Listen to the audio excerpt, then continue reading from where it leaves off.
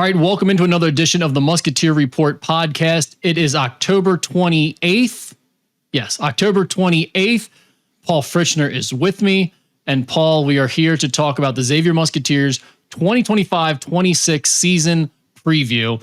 We've done this episode for the last however many years you've been doing this podcast with me. And I do want to start this off by saying this is kind of like a little bit of a hello, goodbye situation. We do want to inform people that you've got enough on your plate this year with all your broadcasting you're doing. Congratulations to all the games you got this year on your schedule. So you're not going to be doing this podcast regularly like we've done in past years. Last year was probably a little more intermittent. But you agreed to come on and do this first one, do the season preview with me. So thank you for doing that.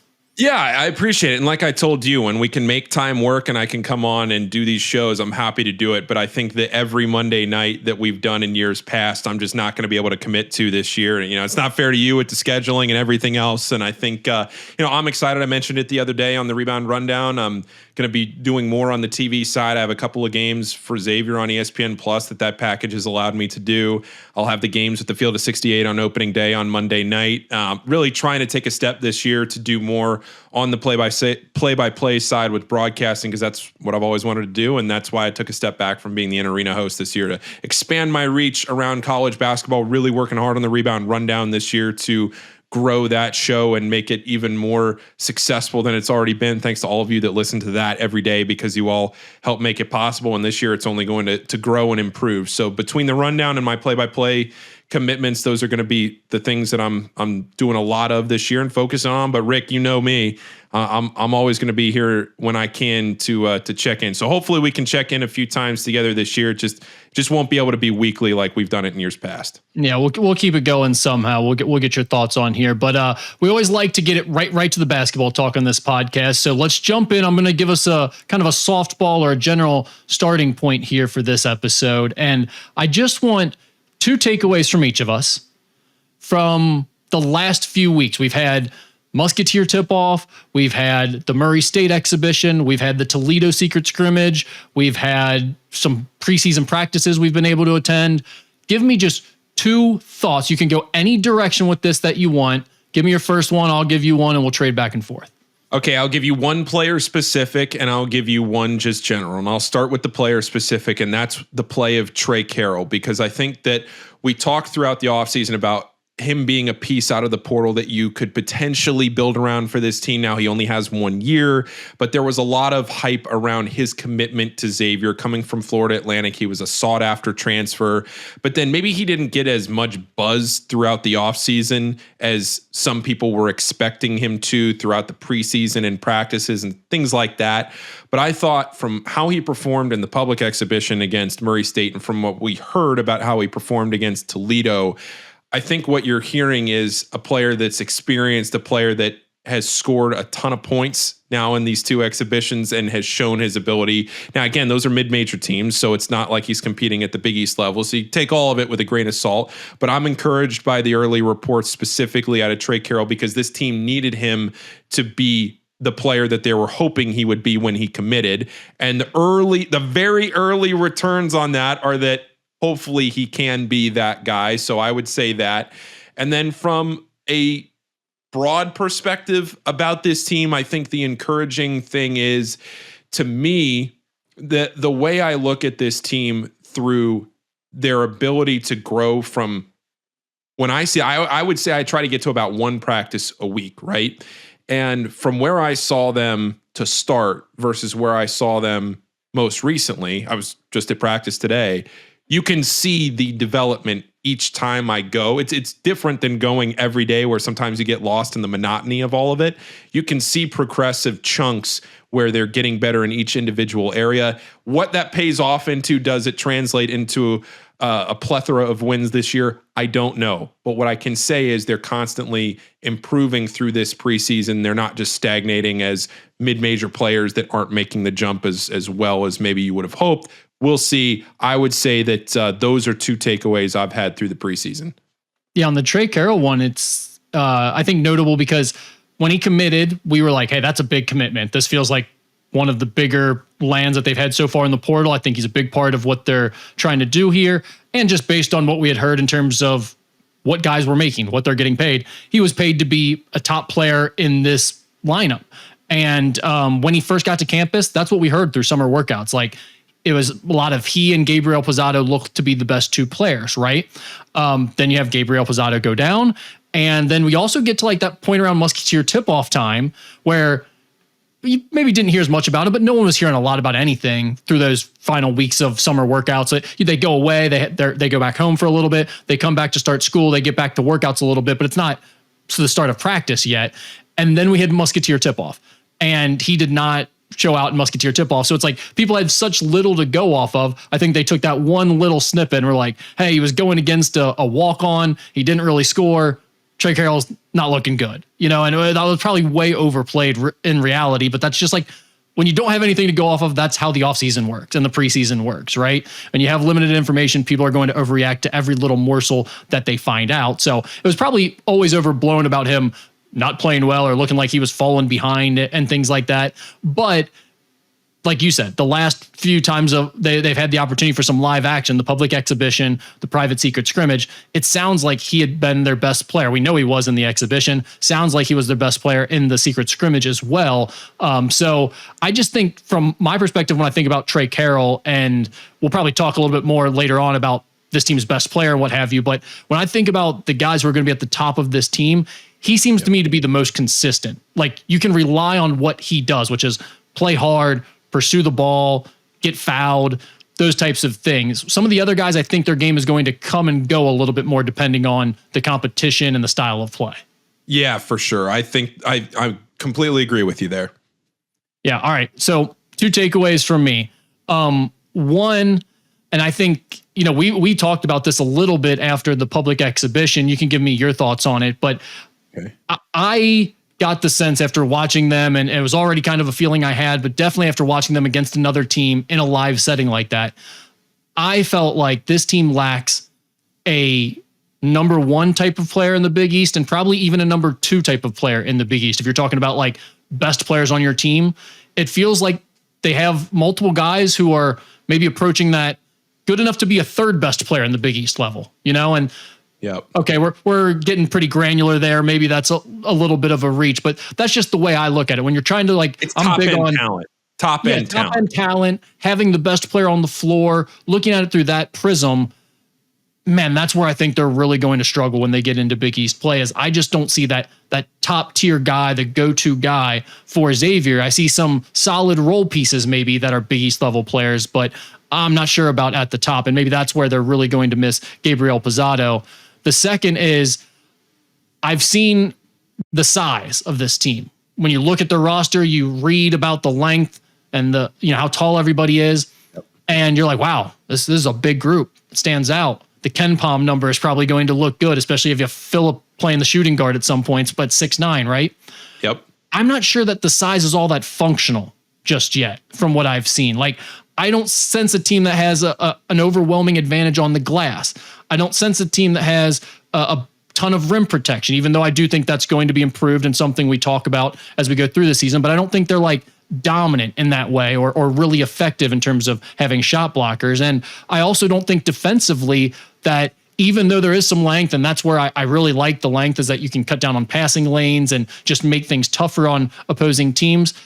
I don't know that we're seeing, at least yet, that length making much of an impact and overwhelming other teams or putting them in tough spots. So that would be one of the things that I'm looking for early on, I guess, is okay, we see this length in terms of on paper, but is it actually making an impact in a positive way? Yeah, exactly. And those are all the things that when you hear what happened in, against Toledo, or when you watch what happened against Murray State, turnovers have been an issue for this team. So when you start to play, again, functionally, how these pieces fit together, I've tried to remind myself when I watch them that it's a whole group of new guys and they're trying to learn a system. They're trying to go out there and compete together all on one team, as opposed to going against each other in practice, which does add a different dynamic to it. But at the same time, I think there are going to be issues that they figure out quicker than others. Hopefully turnovers are one of those. Otherwise, they are going to dig themselves into holes that they can't dig themselves out of. The functionality of this roster and how the pieces fit together, especially without Gabe Posado for however long he's out on this team, I don't want to get lost in him being the savior of this team and the season magically turning around, placing the weight of the world on one guy's shoulders. I don't want to get misconstrued there. But at the same time, I think you're right. The functionality of this roster is going to be something to watch. Yep. All right, let's get into everyone's favorite game that we start the season off with. The win-loss game. We go through the schedule. We pick what Xavier will do in each matchup for the entire season, and then we talk about where we're at in terms of our records. Paul usually slightly changes his prediction at that point when we go through and see what the overall record suggests. We'll see if that happens again today. But Paul, I try to work backwards this year, but we'll see. This one's going to be more interesting than any time we've played this game in recent history, I think, because I don't think we were taking any games for granted. A lot of times we'll skip through bye games and just be like, go ahead, win. I don't know if that's how it's going to work out this year. So let's go through this. We'll start in November. We have the season opener at Cintas Center against Marist. I mean, I have that as a win. I do. I think Marist and Lemoyne, I not to skip ahead, but I think Marist and Lemoyne are both the talent level enough on these teams. You should be able to beat Marist and Lemoyne.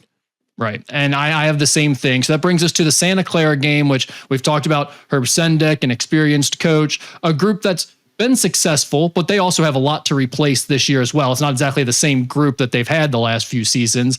I heard Coach Pitino talking to you about it on his podcast. What's your take on this game? He clearly gave a lot of credence to this being a big matchup at the Cintas Center. Yeah, this is of the bye games. I mean, it almost feels weird to call this a bye game. With Herb Sendek being the coach, with the way that Santa Clara has performed within the conference over the last few seasons, just the talent level that Santa Clara generally puts out on the floor, this feels like a very good game, a solid test for Xavier, and it will be. Now, I think for a while, I had this game as a potential loss for Xavier, but I did some digging on Santa Clara last night getting ready for this show. Two of their better players are not going to play in this game. They're both going to be out. And then Thierry Darlin, who was the original G League transfer that started all of this, the frenzy of G League to college, he was the original one about a month ago that got all of this started. The reports out of the preseason for him haven't been great, at least per some of the things that I was reading about him, that maybe he's taking longer to adjust to Santa Clara than they were hoping he could just slide right in. This will be the third game of the season.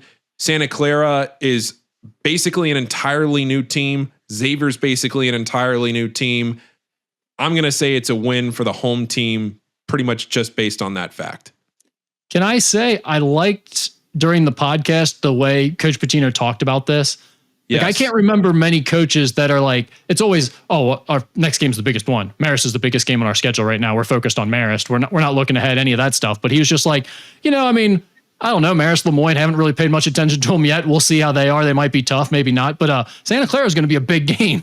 I loved hearing that from the coach of already like, yeah, this is the one we know how big that is, and we're not going to shy away from talking about that even right now. Just the one thing as an aside that I've learned about Coach Pitino through doing the Pitino show with him, and like I mentioned on the one show, we've already recorded a ton of shows meeting the players that we have stacked up to publish. So it's given me the opportunity to get to know him better and to really see how he processes a lot of this, right, and how he thinks through things.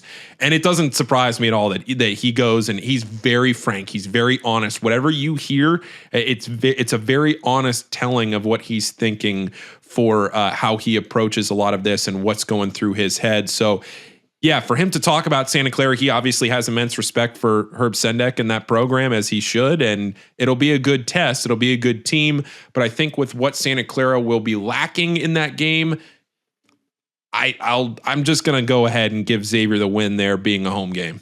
You're not wrong. I mean, I do think people are overlooking a little bit what Santa Clara has to replace too, and the offseason they've had and everything. It might be a whole new team for Santa Clara. Yeah, they're in a very similar situation. But that being said, I'm gonna go Santa Clara with the way Xavier struggled here in the preseason. I think they're gonna lose one of these early games, and Santa Clara seems like the most likely candidate of that group. So I'm at 2-1. You're at 3-0, which brings us to the first high major matchup. They go out to Iowa to take on the Hawkeyes, which another team, new coach, new situation. What do you think about this one? I'm going to say that this is a loss. I think that what Bennett Ben McCollum brought over, Bennett start like this is a really, really good in terms of retention from McCollum to kind of the style that he wants to play. You're going on the road for a first test. I'm going to say that Iowa wins this game. Yeah, it's hard to pick this team winning its first road game against a high major opponent, just in general from what we've seen. And like you said, I think Iowa, even though they're having to put together an entirely new roster as well, there's going to be more continuity and familiarity there with what he was able to bring with him from his last stop. So I'm with you on Iowa there. That brings us back to the Cintas Center, November 18th, when they take on Old Dominion. Old Dominion, another solid team. Really good for their conference, a decent team, but I'll still say Xavier wins this game. I've got that as a W as well. So then they will head to Charleston, TD Arena. They're going to play in the event down there, and they take on Georgia in the first game of that on the 21st. I will say this is a loss. This whole tournament is intriguing because there are a lot of new pieces with all four teams in this tournament. You have Georgia, Clemson, West Virginia, and Xavier. There's a lot of unknown. It's not like Georgia's going to have a huge fan base down there. It's football season. Really, all four of these teams, or all three of the other teams, it is what it is with football going on down in Charleston. It's a good venue, great venue to be down there at TD Arena. I know a lot of Xavier fans will be making the trip. I think Georgia is a good team with what they have coming onto this roster. I think Georgia wins this game. I'm going to go with Georgia winning as well. What about the second game of that against either Clemson or West Virginia? I think they win the second game. I think they go 1-1 in Charleston. All right. I've got that down as 2 losses. So then we round out the November slate with a game on the 28th against Texas A&M Corpus Christi. I will say that's a win. I will be broadcasting this game. The Islanders, this should be a win for Xavier. All right. So I have them at 4-4 in November. You have them at 6-2, correct? I have. Say it again. 6-2. This is where we start doing the thing where we start seeing the record, and then I start doing the. All right, go ahead. Well, let's just keep going. Hey, you're fine here. I don't think you said anything outlandish yet. December 1st, they take on St. Francis at the Cintas Center. I have that as a W. I assume you do as well. Yes, that's a win. All right, and then that brings us to. Yep. Go ahead. Yeah, go ahead. No, go ahead. All right. That brings us to the Crosstown Shootout on December 5th. This one is at the Cintas Center this year. UC has not won at the Cintas Center in forever, Paul. What are you won since the first one? They haven't won the shootout since the first one. And the one stat that I wanted to prepare for this that I did not in my preparation for this show, I don't have it sitting in front of me. It's sitting somewhere, but I can't find it right now. First-year coaches have tended to struggle in the shootout. I don't have the stat to back it up, but I just know that it's not impossible for a first-year coach to win. But in general, first-year coaches have struggled in the shootout. The one thing Xavier does have going for it is that it's at home. The other thing that Xavier has going for it is that Jalen Haynes, I'm going to pick this game assuming that Jalen Haynes doesn't play. I thought Xavier would not beat Cincinnati 2 years ago when Cincinnati clearly had the better team and talent, but Xavier figured out a way with Quincy Oliveri to win that game. I think, why not? Cincinnati has a better team on paper. They have the talent. They're probably better at pretty much every position than Xavier is.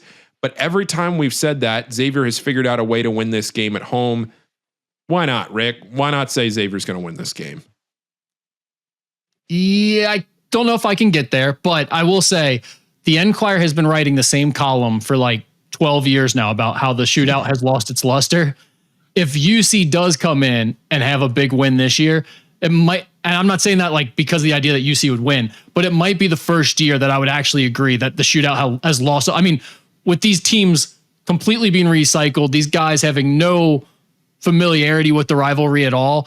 And like you said, coming into the year, it would feel like UC is probably a heavy favorite going into the game, just where we're at right now. It would feel like, all right, that was like kind of a dud of a shootout this year. But if Xavier is able to make it an exciting game, then shootout's as crazy as ever, right, Paul? I mean, that's kind of. Yeah. I mean, what would you say? Would you say I guess being at home, you probably get a point or two, but would you say Cincinnati's probably 6 or 7 point favorite in this game right now. Right now, I mean, if we're just coming off of like I know they lost to Arkansas as well in their second exhibition, but you're thinking about like them beating Michigan and Xavier having lost to essentially bye games. If that was actually what was going on in the season, I mean, feels like, yeah, that would be getting close to double digits in terms of, I was, 8.5, but 9. I feel like sometimes when you factor in the home game, sometimes the lines don't make a whole lot of sense. I would probably say right now, 6.5. I was going to say 7.5. I think right now you'd put it at Cincinnati minus 7.5 would probably be the line right at now. the Cintas Center, right? At the Cintas Center, would probably be the line right now.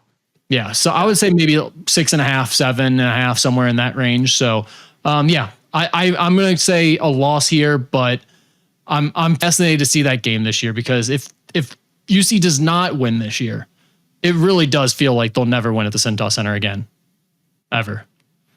I feel like that's the same exact quotable that you gave 2 years ago when the Quincy Oliveri, because I mean, remember we did the same thing on the podcast 2 years ago where it felt like UC clearly, now they were only favored by 2 or 3 in that game. It wasn't quite the disparity.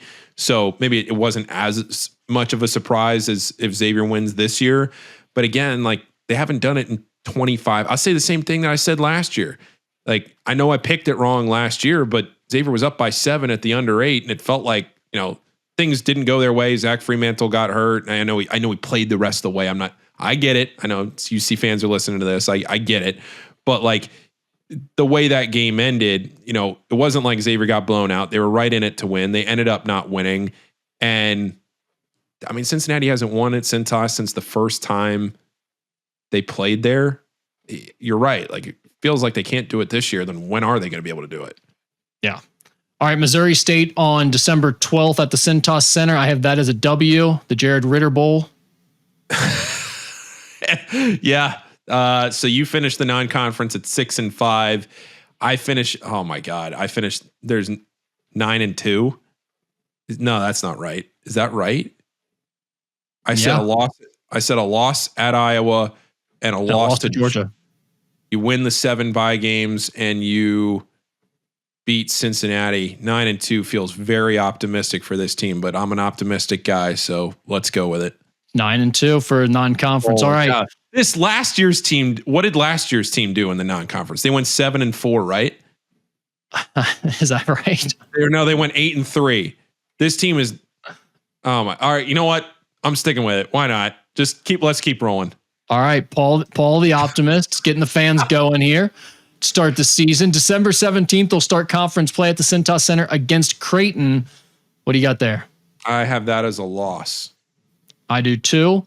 Then they go to our nation's capital to take on Georgetown. I have that as a loss. I do too. And then they'll be back at the Cintas Center to take on UConn. I have that as a loss. I do too. So the start 0-3 to finish off the month of December. I had them 2-4 in December. I believe you had them at 3-3.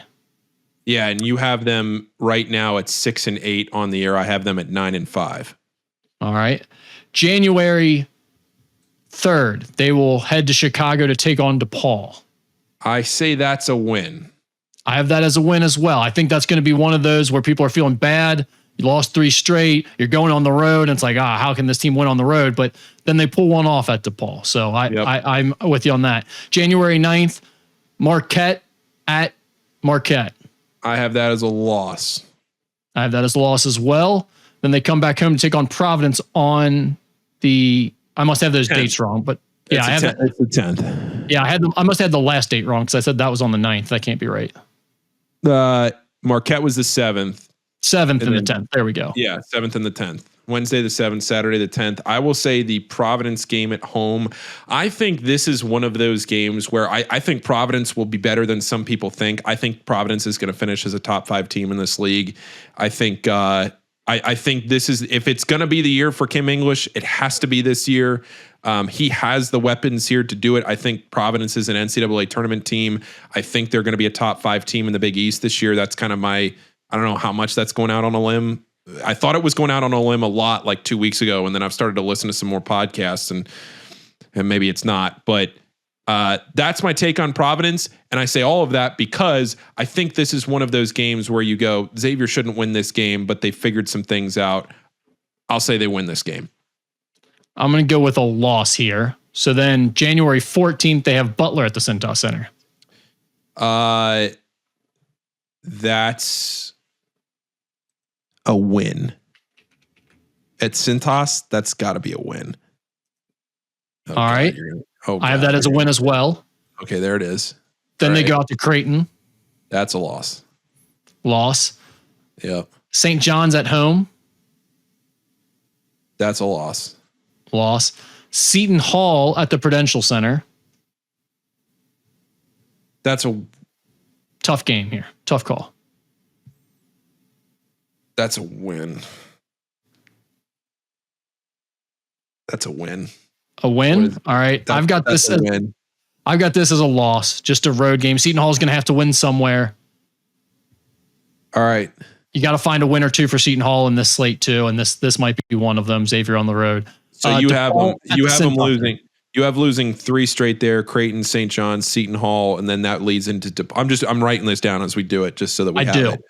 Okay. So I'm at 13-8. You're at 8-13. Yeah. So we have one more game on New Year's Eve to finish out January. You mean DePaul? Yes, got it. At the Cintas Center. I say this is a win. I got to win. I got to win here as well. So I'm 3-5 in the month of January. Yeah. I think you're 4-4. Yeah, I think so. I went, let me see, 1, 2, 3, 4.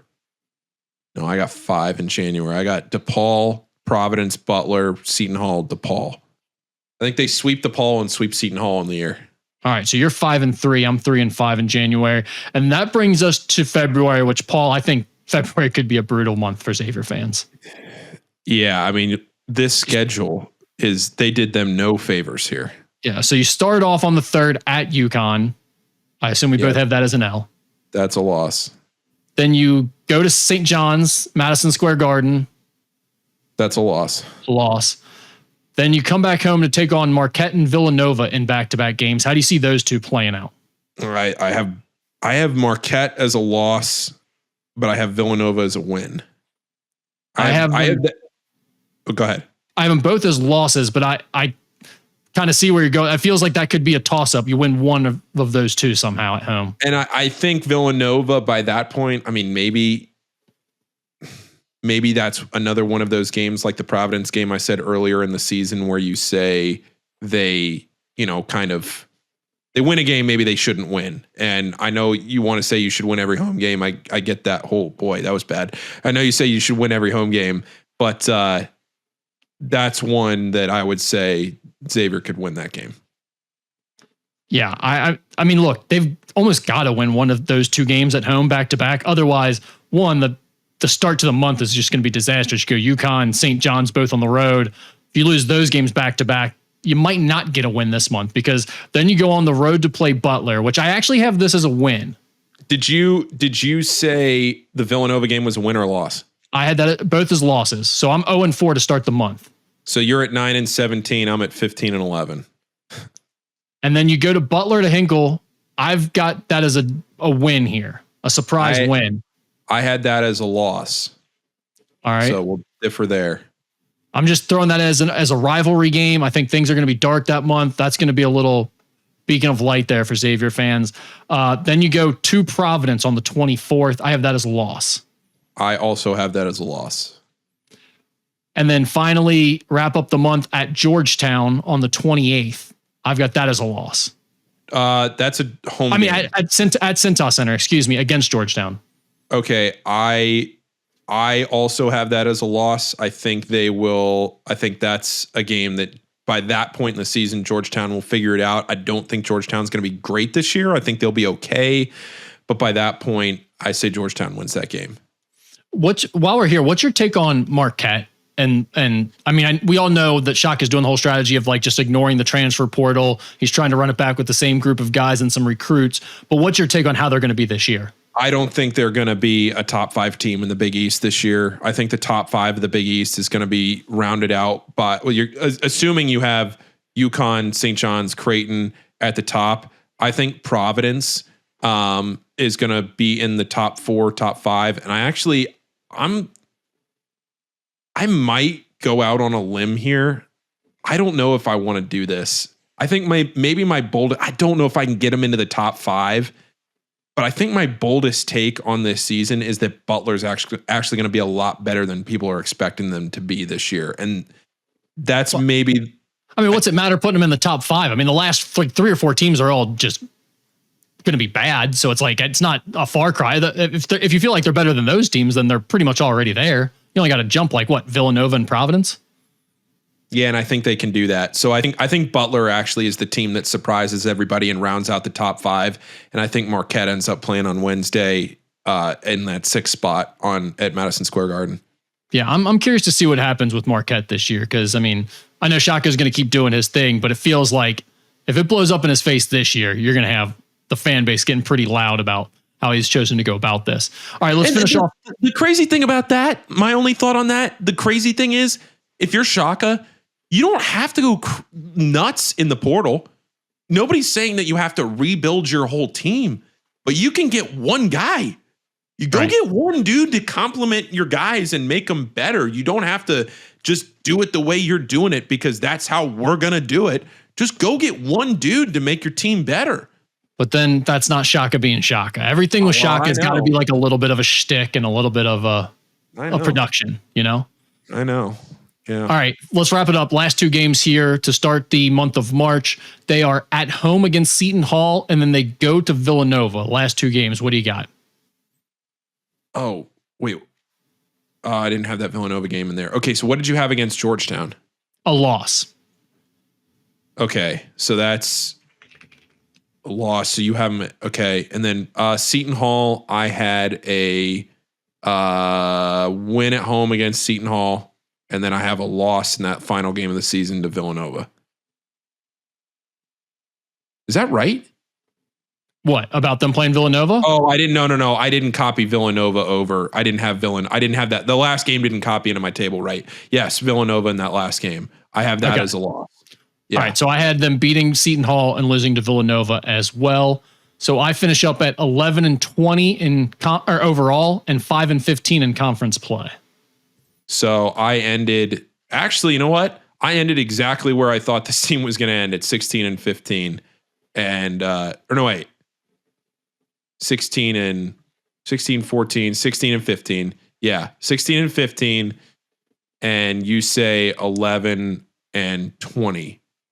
Okay. Yeah. I mean, well, that's probably as different as you and I have ever been. By far. Huge variance there. I think the Santa Clara game, to me, I mean, I've been going through this preseason prediction for the last couple of weeks, like looking through these games and seeing how they might do. I feel like that Santa Clara game could flip that right there, where if they lose that and then you go to Iowa and things don't go well and then you start to spiral. I mean, what's more likely for this season? What's the ceiling of this team in your mind, Rick? Is 16 wins as many wins as this team can get if absolutely everything goes perfectly? Because that's how I approached it. Yeah, well, I was literally just going to, my next thing I had was ceiling of this team, and my ceiling was 16-15, 8-12-ish in the Big East. I think that's kind of where I put them at for my ceiling. What you said, what you just gave during your actual predictions, that would be my best case scenario. Like Gabriel Posado comes back and he helps you at some point. Things start clicking as the season goes on. To me, it's like, okay, you might be able to get kind of the middle of the pack of the Big East and finish just above 500. And that, I mean, you know me, Rick, I'm a glass half full guy. That's how I always approach this. Like if I'm looking, I always do this season preview prediction based on what I think. If everything breaks right for a team, how do I look at it? That's how I look at it. I think 16-15, it's what I predicted. It's what I think their ceiling is, but it's what things can, if they go right for Xavier, it's how I think things can break down. The way I did it this year, I tried to work backwards from, okay, you're not going to beat Creighton, St. John's, or UConn probably, right? So like wipe those 6 games off. You have 14 games left in the Big East. Say you want to predict a team, the team to go 7-13 in the Big East.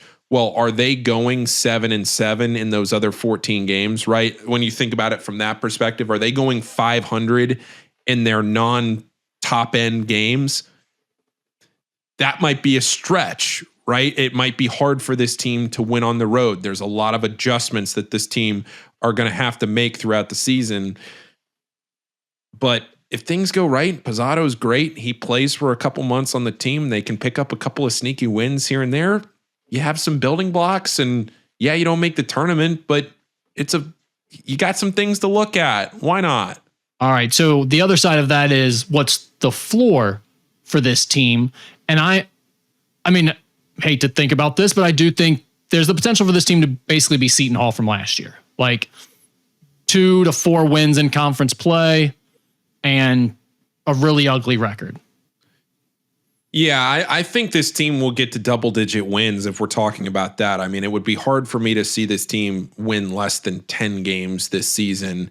I think they'll get to 10 or 11 wins, and then how many they get beyond that is what's left up to, it's what's left up to things. The one thing I'm looking at right here, if you're just looking at KenPom, Xavier, I believe, is one of 9 teams that's never finished outside the top 100 on KenPom. Does that streak stay alive this season, Rick? Do you think this team finishes inside the top 100 on KenPom? Inside the top 100? Yeah. I also think so. I think they can finish inside the top 100, but I think it could be close.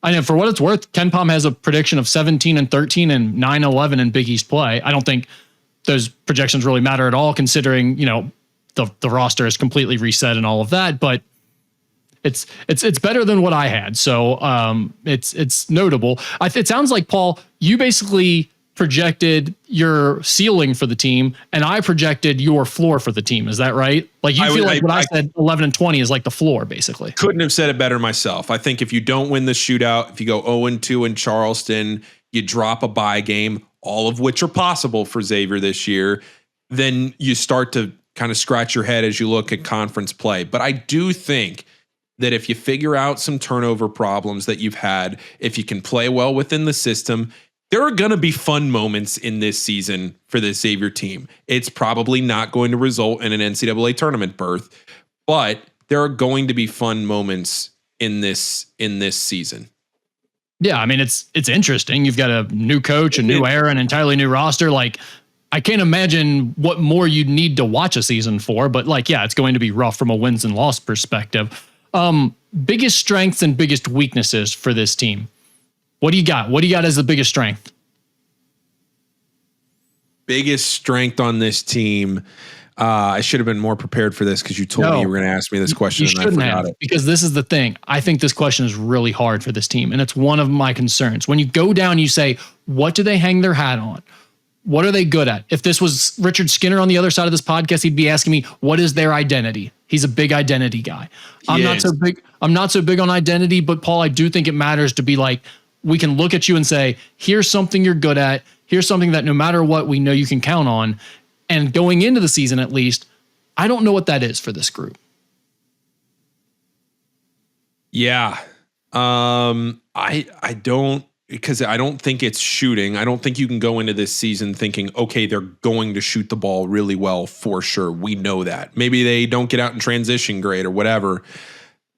Maybe because of Pitino's defensive style, they can force some turnovers and some ball pressure, and maybe they can hang their hat on being a decent defensive team, but with some of the athleticism from guys like Pizzaro, if he comes back. I don't really even want to talk about Pizzaro, because what if he doesn't come back this season? I mean, oh man.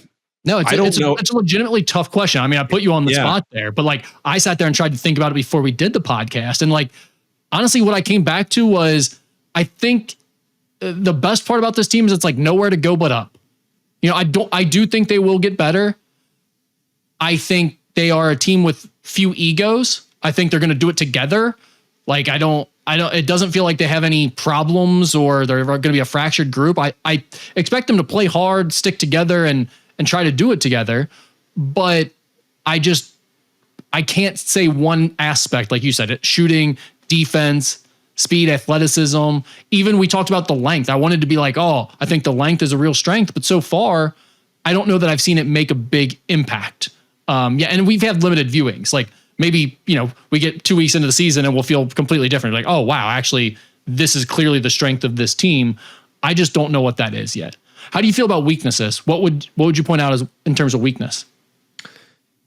I would say trying to adjust to this style of playing fast, because we've heard that a couple of times. I actually asked Anthony Robinson about that at Media Day. I asked him, what's been your biggest adjustment? And what he basically insinuated was you commit to it as a program, right? Like you commit to playing at Xavier, you're told you're going to play fast, but then when you actually get out there and you're running, maybe you don't realize how fast it is. And I think some weaknesses on this team are, I would say, underneath, like you've seen, Anthony Robinson, I'd like to see him be a little stronger in the post, because I think he's what you're trying to do on this team is watch individuals that you feel like you're hoping can stay around Xavier for a couple of years to build around. And I'm really excited to watch Anthony Robinson develop this year at Xavier, and a couple other guys as well. He's got to develop some ability in the post outside of just being able to block and finish on lobs, because I don't know how strong his post moves are. I think there are several weaknesses, I guess, that I could point out that could be exploited. Taking care of the ball, going on streaky. Yeah, what's the biggest one that worries you the most, though? If you would say, like, what stands out to you?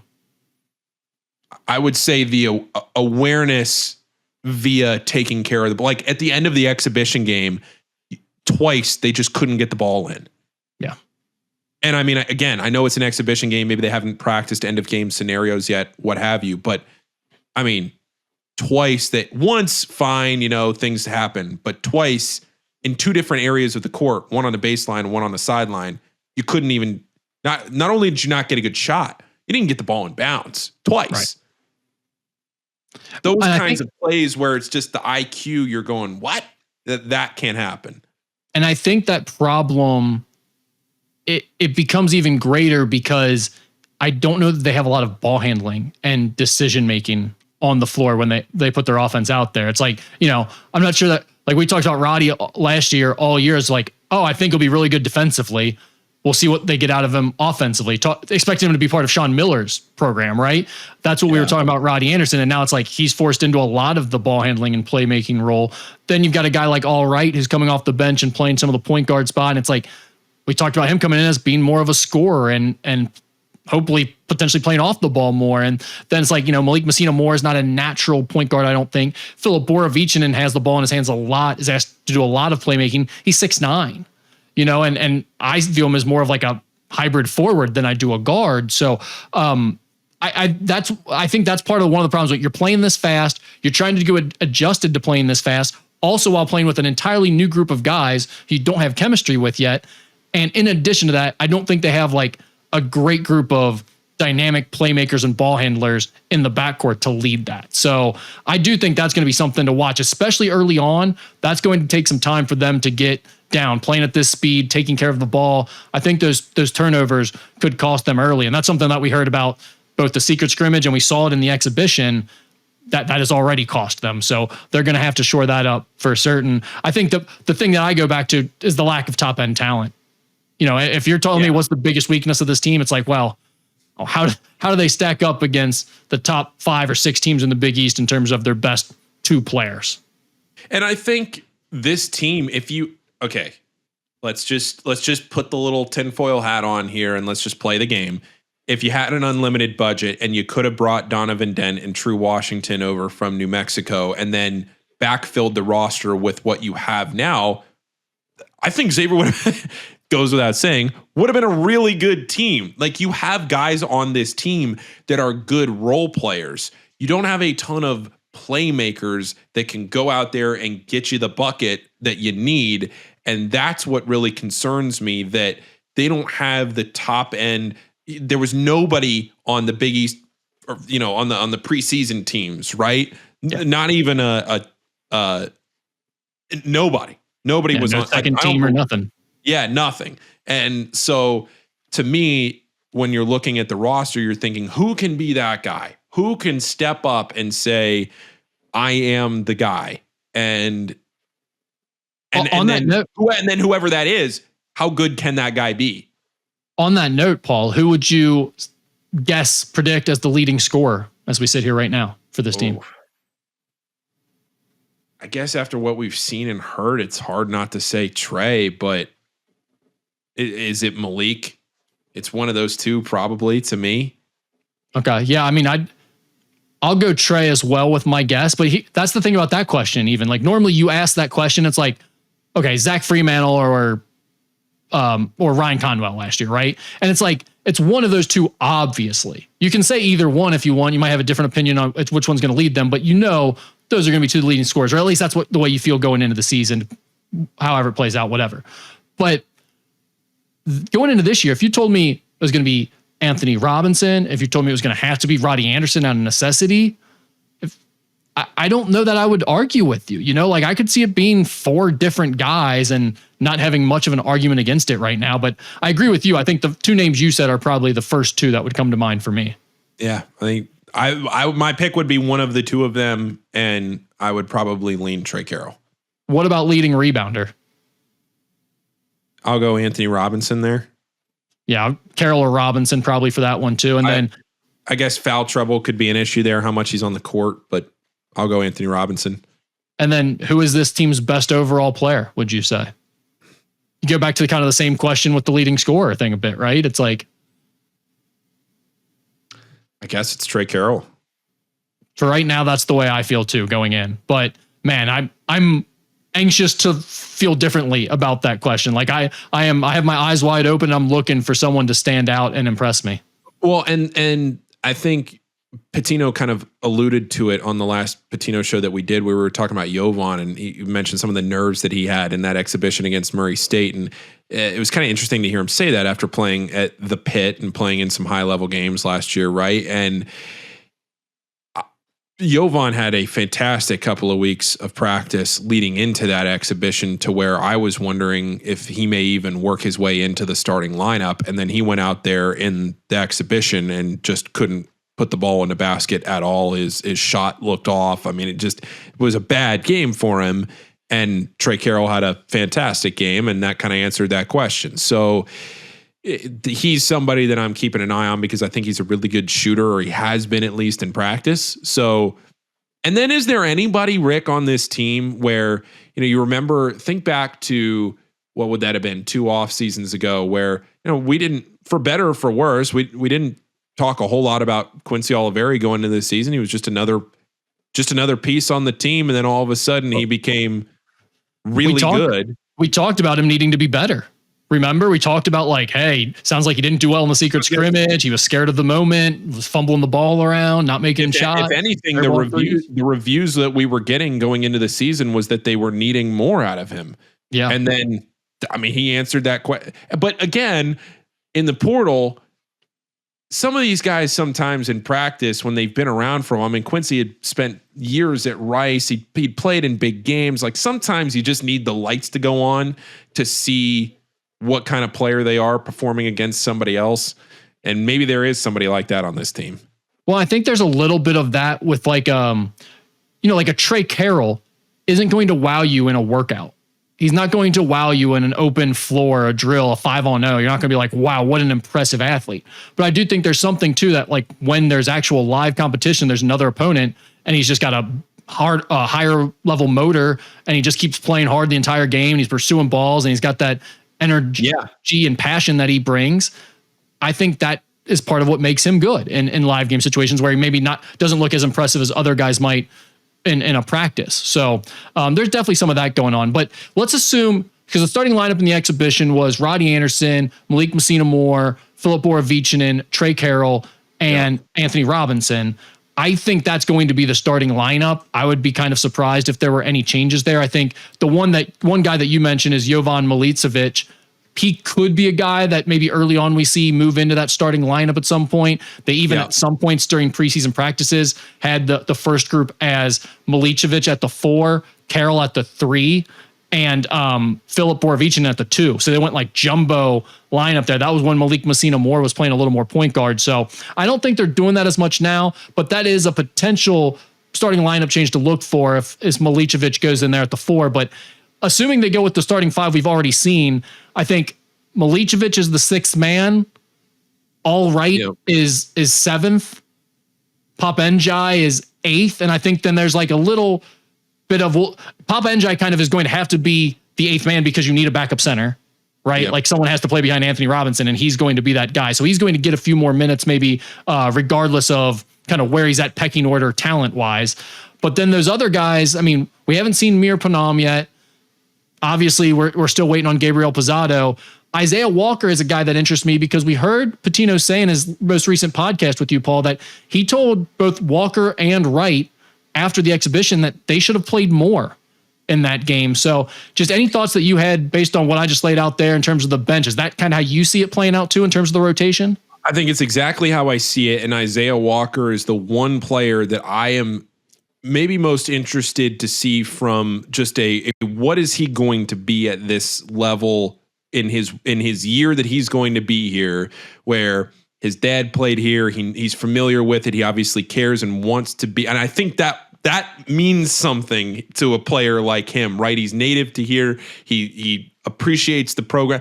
Sometimes you get lost in that and you say, Paul, what does all that matter? I think to a guy like him, I think it does. He's somebody that, to me, if you just watch his tape, it's funky. Like the aesthetics of his game, his shot, and how he moves around the court is not what you'll see from every Division I basketball player.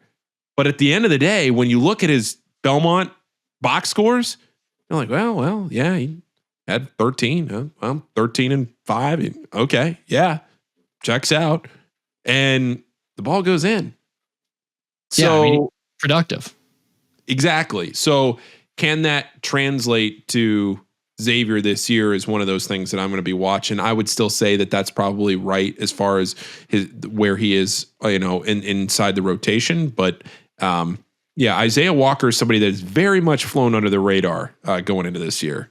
Yeah. And it does feel like he's maybe kind of a little bit on the outside looking in right now at the main rotation. Like he's kind of got to play his way in, but that's the way I felt after the exhibition. And then of course I listened to Richard Pitino's comments in the podcast he did with you. And it's like, okay, well maybe they've got their eye on him a little bit more during these first few games, at least, especially where he really has an opportunity to play his way into a bigger role. Honestly, as much as we're sort of saying the lines are blurred and we don't know who the best player is and there's not a standout for this group, I do think those top 6 guys, the starting 5 and Jovan, to me, those guys are kind of like separated from the rest of the pack right now. I don't think like those 6 guys have a clear role. They're going to play probably about as many minutes as they can play going at this pace and everything. So, I mean, there's definitely going to be minutes coming from the bench, but those 6 guys, in my opinion, are a clear top 6. And then when you talk about All Right, Pop Njai, Isaiah Walker, those guys all got to play their way into doing more, it feels like.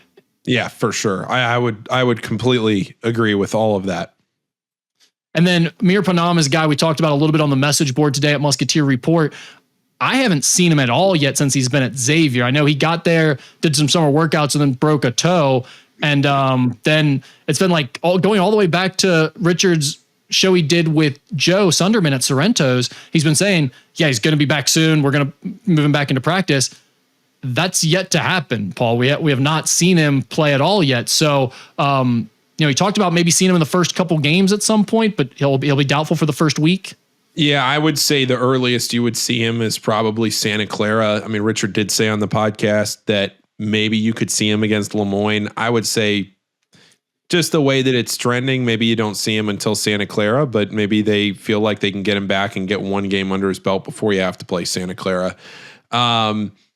Yeah, the funny thing about Mir is we hadn't really talked about him a ton, and it seemed like he was probably at the very bottom of the depth chart, but I got some great reviews from him in the very limited action that he played before he got hurt this year. People loved his athleticism. Obviously, that was his biggest strength. He's not the tallest guy, but he can jump out of the gym. and really loved what that athleticism was bringing to the team at that point. But that was so long ago. So much has happened since then. Where does he find his role? Is he somebody that in the end contributes a lot to this team? We'll see. But I did hear some initial positivity out of that, but it's just been a while since he's played. Yeah, I mean, he's going to be coming off an injury. And also just based on kind of like how they put this roster together. And again, what we heard on what guys were paid and everything. I mean, he's expected to be more of like a back end of the rotation type of guy. He and Isaiah Walker were kind of both taken there at the end. The last couple guys taken. I think most of the budget had already been spent at that point. So you got to think they're, a little bit lower on the pecking order in that regard based on what they were expected.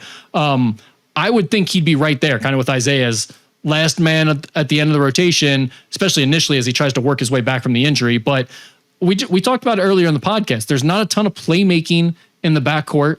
They don't have a ton of athletic guards in the backcourt. Roddy's a good athlete, but he's smaller. So I definitely think there's an opportunity for Mir to play himself into more minutes once he gets going. But we'll just have to wait and see for that. Sure. Yep. All right, Paul. What else do you got going on? And we know the Richard Pitino podcast is rocking and rolling now. We listen to that everywhere you get your podcasts, and on YouTube you can watch it. Is there anything else we need to know that you're doing for this upcoming season, content-wise? Rebound rundown? Yeah, rebound rundown. One thing on the rundown that I'm going to do, and I mentioned this on the rundown the other day, but one thing I'm going to do I'm going to try to do it as long as I got this whole new like home studio thing here that I'm still figuring out all the new gadgets and stuff. I feel like I'm pretty good at technology, Rick, but I'm like, there are some things on the audio side I try to figure out. So I'm hoping that we've figured out a way to get Twitter Spaces, because everybody's asking, and I've seen people talking about it. A lot of people aren't on Twitter anymore, and I understand that. So I've figured out a way to get Twitter Spaces connected to a simul stream on YouTube. And it took a lot of wiring, but I think I've got it. And so what I'm going to try to do is every Thursday night of the season at 9:00, I'm going to do a Twitter Spaces simul stream to YouTube on the Rundowns channel. And then, if you want to join or I get other people, the idea is to grow this as kind of like a college basketball space. So that way, if people are watching and are not on Twitter or on another platform, you can watch it on YouTube, comment in, and I'll see the comment there. So trying to get that out there. Hopefully that works. But just a lot more with the rundown this season. All right. Good stuff, Paul. Thank you for doing this as always. Hopefully that was an enlightening episode for fans. If nothing else, I don't think there's been a ton of conversation about this team leading up to the start of the season. So there's about an hour's worth of that. And I know people are a little anxious, a little bit worried about the upcoming season, but it's the start of college basketball. What's not to love, right? Exactly. And I think the one thing that you've heard from Pitino, just one last note here from kind of Xavier and the Pitino, the show and everything, was the NIL situation of Xavier this year. And I think that's important to talk about, because you heard Seth from the All for One Fund we talked with him, Matt Stainbrook and I did at the exhibition at halftime. You can go back and listen to that conversation. But, he was very explicit in saying that this is the first year that Xavier is in the bottom half of the conference in resources, especially as it relates to NIL. I think Xavier is closer to DePaul and NIL than a lot of people that are listening to this would probably like to recognize or admit. And I think that they are trying to make everyone aware of the fact that, hey, we are going to revamp what we need to do regarding NIL going into next season, trying to give this team more resources to succeed going into next offseason, when I think, how long the Big East advantage is going to last in this current climate, I don't know. But I do think that at least this coming offseason, the Big East will have a slight step above some of those football conferences. So, try to take advantage of that if you're the Big East, and especially if you're Xavier. I do think that Xavier's trying to position themselves better in that NIL landscape for this coming offseason than they did this past offseason to build this team. So those are all things to keep in mind. I know there's been a lot of discussion on that on the message boards over the last week or so. But that is one note that I wanted to touch on, because it's been something that Pitino has obviously talked a ton about. Every time I ask him anything about what he needs here at Xavier, it is just NIL, right? That's constantly the message to improve the NIL resources that he has. So that was one last note that I wanted to make sure that I snuck in here. All right, good stuff, Paul. Thank you again for doing this. Really appreciate you being here, and we'll check back in throughout the season. We'll find a way to stay in touch. The fans will hear from you one way or another, and obviously follow all of Paul's work on the Rebound Rundown and the Richard Pitino Show. Thanks, man. Thanks, Rick. Appreciate you.